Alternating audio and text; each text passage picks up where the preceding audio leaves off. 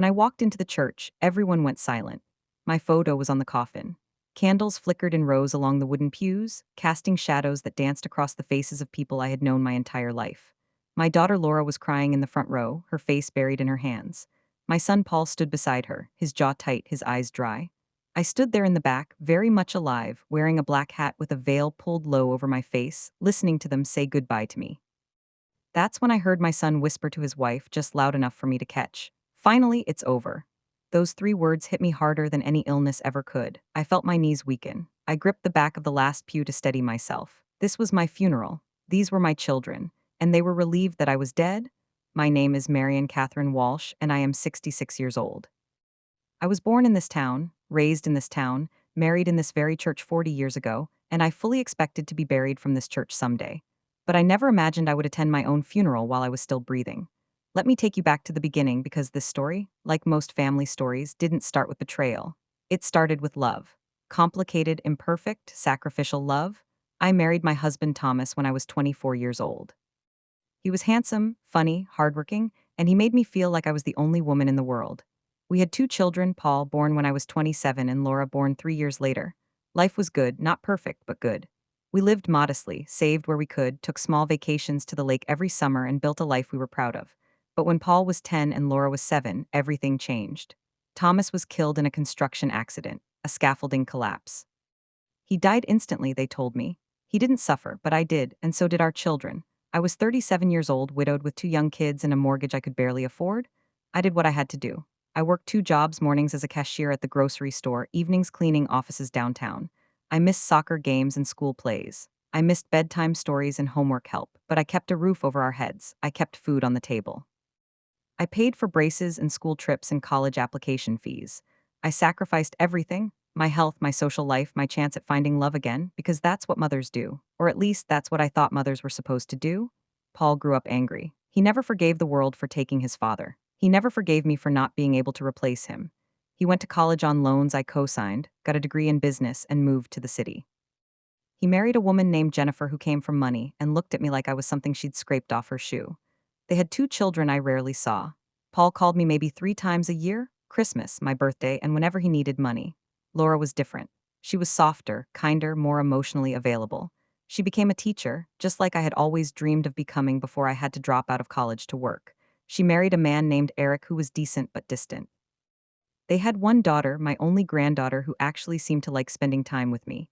Laura called more often than Paul, but our conversations were always surface level. How are you, Mom? Fine, honey, how are you? Busy, I'll call you next week. And sometimes she did, sometimes she didn't.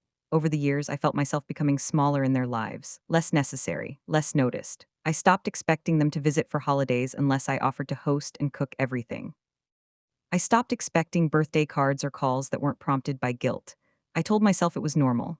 Kids grow up, they have their own lives, but deep down in the quiet hours of the night when I couldn't sleep, I wondered, when did I stop being their mother and start being an obligation? 3 months ago, I had a heart attack. A mild one, the doctors said, but it scared me to death, no pun intended. I was home alone, felt the tightness in my chest, the pain radiating down my arm, and I thought, this is it, this is how I die, alone in my living room with the TV on. But I managed to call 911. The paramedics came, I spent 4 days in the hospital. And you know who visited me? My neighbor Agnes, that's it. I didn't tell Paul or Laura. I told myself it was because I didn't want to worry them, but the truth was, I didn't want to face their indifference. I didn't want to hear the excuses about work being busy or the kids having activities, so I kept it to myself. When I got home from the hospital, I went into a kind of hibernation. I stopped going to my weekly card games with the church ladies. I stopped answering the phone unless it was a doctor's office or the pharmacy. I just needed time. Time to heal, time to think, time to figure out what the hell I was supposed to do with the rest of my life. But what I didn't know was that my silence was causing a very different kind of reaction in the town. Agnes, my neighbor, is 72 years old and means well, but she's also the town gossip. When she didn't see me at church for 3 weeks in a row, she started asking around. Has anyone seen Marion? Nobody had. When she knocked on my door and I didn't answer, because I was sleeping off my medication, she panicked. She told Betty from the flower shop that she thought something terrible had happened to me. Betty told Carol from the library. Carol told the priest. And somewhere along the chain of gossip, the story transformed from I'm worried about Marion to I heard Marion passed away in her sleep. By the time the rumor reached my children, via a Facebook post from someone in town offering condolences, it was accepted as fact. Paul saw the post first. He called Laura. Neither of them called me to confirm. They didn't call the hospital. They didn't call Agnes. They just believed it. And then they started planning my funeral. I didn't know any of this was happening until Agnes finally got through to me on the phone 5 days later, breathless and crying. Marion, oh my God, you're alive. I thought everyone thought, oh honey, I'm so sorry. I think I started a terrible rumor. I was confused. What rumor? That you had passed away. And now your children are planning your funeral. It's scheduled for this Saturday at St. Michael's. I sat there holding the phone, stunned into silence. My children were planning my funeral, without confirming I was dead, without calling me, without even checking. My first emotion was shock, my second was hurt, and my third was a dark, twisted curiosity. What would they say about me? Who would show up? What would I learn about how I was remembered? I made a decision in that moment that I know sounds insane, but I had to do it. I had to know. I decided to attend my own funeral. I told Agnes not to tell anyone I was alive. I swore her to secrecy. She thought I was crazy, but she agreed. On Saturday morning, I dressed in black, a simple dress I hadn't worn in years, a wide-brimmed hat, and a veil that covered most of my face. I looked like a grieving relative from out of town, which, in a way, I was. I drove to St. Michael's and parked around the corner. My hands were shaking. My heart was pounding, probably not great for someone recovering from a heart attack, but I had to do this. I had to see. When I walked into the church, I was struck by how many people were there. At least 60, maybe 70. Friends from my old job, neighbors, church members, people I hadn't seen in years, and there in the front row were Paul and Laura. Paul in a dark suit, looking impatient. Laura in a black dress, dabbing at her eyes with a tissue. My heart ached looking at them. They were my babies, my whole world, and they thought I was dead? The service began. Father Michael, who had baptized both of my children, stood at the altar.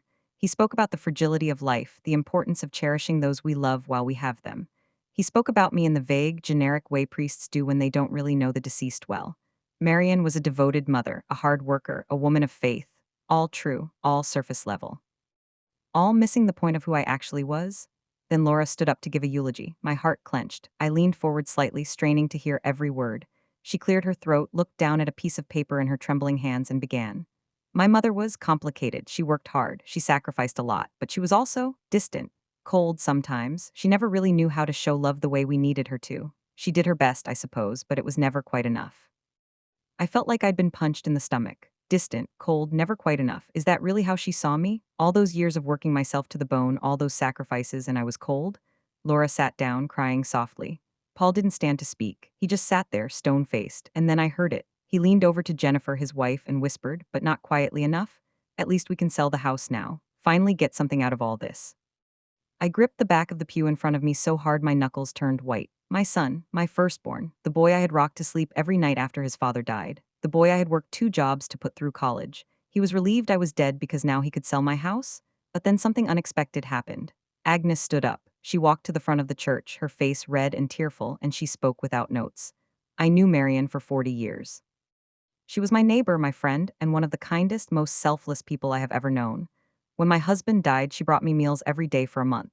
When I couldn't afford my medication, she paid for it without telling me. She never asked for anything in return. She just gave, and gave, and gave. If Marion was distant, it's because she was exhausted. If she was cold, it's because she had to be strong when no one else would be. She deserved better than she got from this world. And I hope wherever she is now, she finally knows peace. I was crying silently behind my veil. Agnes saw me, really saw me, and I realized in that moment that the people who truly loved me weren't the ones sitting in the front row. The priest invited everyone to come forward for a final goodbye, to place a hand on the coffin and say a prayer. People lined up. I watched them, one by one, pay their respects to a woman they thought was inside that wooden box, and I couldn't take it anymore. I couldn't stand there invisible while they mourned a version of me that wasn't real. I stepped out of the pew and walked down the aisle. When I reached the front of the church, I stopped. I reached up and slowly removed my veil. The room went completely silent. You could hear a pin drop, people gasped, someone screamed. Laura's face went white. Paul's mouth fell open. The priest dropped his prayer book. And I stood there looking at my children and said in a calm, clear voice, "Before you bury me, maybe you should know? Not dead yet?" Chaos erupted. Laura fainted. Eric had to catch her. Paul stumbled backward, knocking over a vase of flowers. People were shouting, crying, staring at me like I was a ghost. The priest was sputtering, trying to regain control. But I wasn't done. I looked at Paul, then at Laura, and I spoke. "You all said more truth in my death than you ever did in my life." My voice was shaking, but I kept going. "You didn't call to confirm I was dead. You didn't check. You just planned this, and I heard everything, every word." Paul tried to speak. "Mom, this is insane. We thought you were dead. What were we supposed to? You were supposed to call me." my voice echoed through the church. You were supposed to check. You were supposed to care enough to make sure before you started talking about selling my house. His face flushed red. Jennifer grabbed his arm, whispering urgently. Laura was sobbing. Mom, I didn't mean I was just trying to be honest. Honest, I laughed bitterly. You called me cold, distant. You said I was never enough. Laura, I worked 2 jobs for 15 years to give you a life. I missed everything my own life so you could have yours, and I was never enough? The church was silent now. Everyone was watching. I turned to address the whole room. I spent my entire life trying to be a good mother, trying to hold everything together after my husband died, trying to make sure my children had everything they needed. And somewhere along the way, I stopped being a person to them. I became an obligation, a checkbook, a house they could sell. I look back at Paul and Laura. You never visited, you never called unless you needed something, but you had time to write my obituary? I walked out of the church. I didn't look back. Behind me, I could hear Laura calling my name, crying, begging me to wait. But I didn't stop. I got in my car and drove home. I sat in my living room, still wearing my black dress, and I cried. I cried for the mother I had been. I cried for the children I had lost somewhere along the way. And I cried for the woman I had never allowed myself to be because I was too busy sacrificing everything for people who didn't appreciate it. The next few days were strange. My phone rang constantly. Laura called, Paul called. I didn't answer. I needed time. Time to process. Time to feel, time to decide what came next. Agnes came over with soup and sat with me in silence, which was exactly what I needed. You did the right thing, she said finally. They needed to hear it. I nodded. I just don't know if it will change anything. 2 weeks later, Laura showed up at my door. She looked terrible, eyes red, face pale, like she hadn't slept. Mom, please, can we talk? I let her in. We sat at my kitchen table, the same table where I had helped her with homework, where we had eaten countless meals, where I had comforted her through breakups and disappointments. She cried, really cried. I'm so sorry, Mom. I didn't realize. I never thought about what you gave up for us. I was angry. Angry that you weren't the mom I wanted you to be. Angry that you worked so much. Angry that Dad died and everything changed. But that wasn't your fault. None of it was your fault? I reached across the table and took her hand. I wasn't perfect, Laura, I know that. I was exhausted and overwhelmed, and sometimes I was cold because I didn't have the energy to be warm. But I loved you. I always loved you. She squeezed my hand. I know, Mom, I know that now. We talked for hours, really talked, about Dad, about the past, about pain and resentment and misunderstanding. And slowly, carefully, we started to rebuild. Paul didn't come. I heard through Laura that he was angry, embarrassed. He felt like I had humiliated him, and maybe I had, but I didn't regret it. Sometimes the truth is humiliating. Sometimes it has to be. A month later, he sent a terse email. I'm not ready to talk yet. Maybe someday. I wrote back, I'll be here when you are. That's all I could do? I started living differently after that. I joined a book club. I started volunteering at the animal shelter. I took a painting class, something I had always wanted to do but never had time for. I let myself be more than just a mother. I let myself be Marion. And it felt like waking up after a very long sleep. Laura and I have coffee every other week now. Sometimes her daughter comes along and we talk about school and friends and life. It's not perfect. We still have hard conversations, but it's real, it's honest. And that's more than we ever had before. Agnes jokes that I should have died years ago if this was the result. You had to literally come back from the dead to get your kids to appreciate you. She laughs, and she's not wrong. I keep a journal now. I write in it most evenings, reflecting on the day, on the past, on what I've learned. Recently, I wrote this. I once walked into my own funeral. It didn't kill me, it freed me. Because sometimes you have to die in people's eyes to finally live in your own. That experience, as painful as it was, gave me something I hadn't had in years: clarity. Clarity about who I was, about what I deserved, about the difference between love and obligation. People ask me if I regret it, going to my own funeral, revealing myself like that, and my answer is always no. Because for the first time in my life, I stopped being invisible. I stopped accepting crumbs of affection and calling it love. I stopped sacrificing myself on the altar of motherhood and expecting nothing in return. I learned that you can love your children with everything you have and still demand to be treated with respect. You can be a devoted mother and still be a whole person. You can forgive without forgetting. And you can set boundaries without guilt. My relationship with Paul may never be what I hoped it would be. And that hurts, but I've accepted it. Some people aren't capable of the kind of love and introspection that healing requires. And that's okay. I can't force him to see me. I can't force him to value me. All I can do is value myself. All I can do is surround myself with people who see me, really see me, and appreciate what I bring to their lives. I'm 66 years old. I've lived through loss and heartbreak and betrayal. I've worked until my body ached and sacrificed until I forgot what I even wanted for myself. But I'm still here, still breathing, still learning, still growing. And I've learned the most important lesson of all: you can't pour from an empty cup. You can't love others if you don't love yourself. And you can't wait for people to appreciate you. You have to appreciate yourself first. Sometimes, late at night, I think about that moment in the church. Standing there, removing my veil, watching my children's faces transform from grief to shock to horror. It was terrifying. It was liberating.